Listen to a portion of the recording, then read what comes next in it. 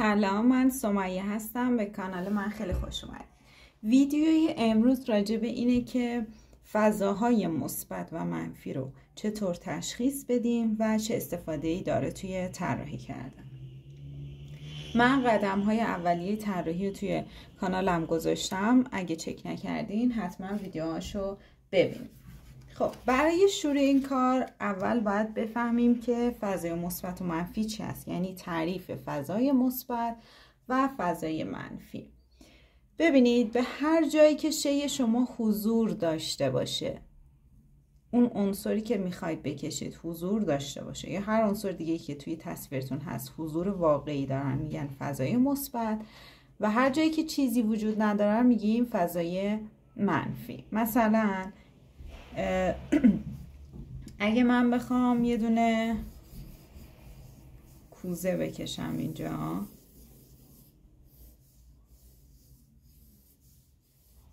خب دقت کنین، بذار پررنگ کنم که پیدا باشه. کجاها شکل من حضور داره؟ این دسته ها، این قسمت شکل من حضور داره. اینا فضاهای مثبت هستن. شاید این مداد خیلی پررنگ نباشه. پس جایی که شکلمون حضور داره مثبته و جایی که حضور نداشته باشه شکلمون منفی هست. یعنی این جاهایی که شکل نداریم فضای منفی به حساب میاد. حالا من یه چند تا شکل شیء واقعی همینجا دارم، میخوام بهتون نشون بدم. مثلا اینو نگاه کنین، این قسمت و این دسته فضای مثبت حساب میشه، این قسمت که خالی و دور و برش فضای منفی حساب میشه.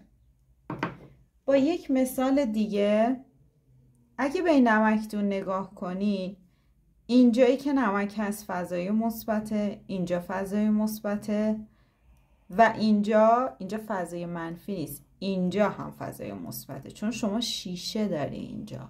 یک شی حضور داره، شاید شفاف باشه اما حضور داره و دور و بر این فضای منفی به حساب میاد.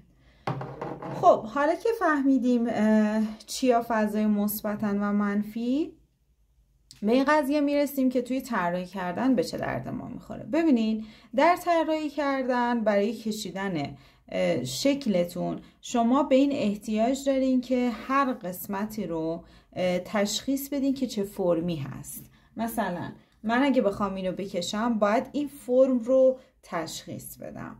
گاهی برای این که بتونین فرم رو بکشین، به جای این که به خود شکلتون دقت کنین مجبور میشین به فضاهای منفی دقت کنین. یعنی گاهی شکل پیچیده هست و اونجوری که باید قابل درک نیست.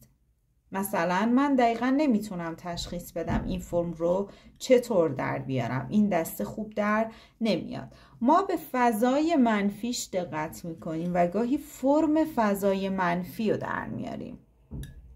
این قسمت رو میبینید. من اگه بخوام این لیوان رو بکشم،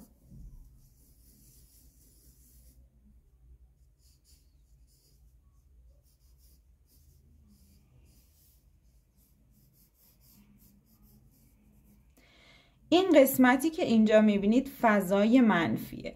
برای اینکه این فرم درست در بیاد شما باید به شکل فضای منفیتون هم دقت بکنین و بعد چک بزنین ببینید آیا کاملا منطبق با فضای منفی شکلتون هست تصویر یا نه، تا بتونین اون رو درست بکشین. توی کشیدن شکل‌های پیچیده خیلی کاربردش بیشتره.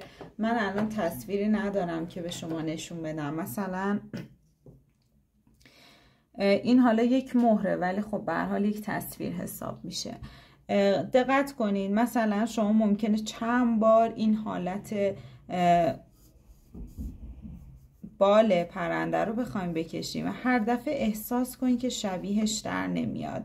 یه وقتی شما میتونین به جای اینکه به خود شکلتون نگاه کنین به فضای منفی دقت کنین و این محدوده رو در نظر بگیرین و سعی کنین که اونو طراحیش کنین و بعد میبینین که چقدر بیشتر شبیه شکل اصلیتون میشه. پس استفاده از فضای منفی برای اینه که طراحی شما، یعنی طرحی که کشیدین، به اصلش شبیه تر بشه. باید ازش استفاده کنین و سعی کنید که همیشه منطبق با اون شکل اصلیتون باشه.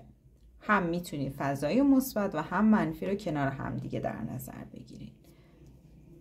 خب امیدوارم که این درس براتون مفید بوده باشه. اگه که دوست داشتین حتما لایک کنید و عضو کانال بشین تا ویدیوی من رو هرچه سریعتر و زودتر از بقیه ببینین. من همه درس‌های طراحی به مرور برای شما میذارم و شما میتونین که قدم به قدم پیش برین تا بتونین یک طرح کامل رو بکشین.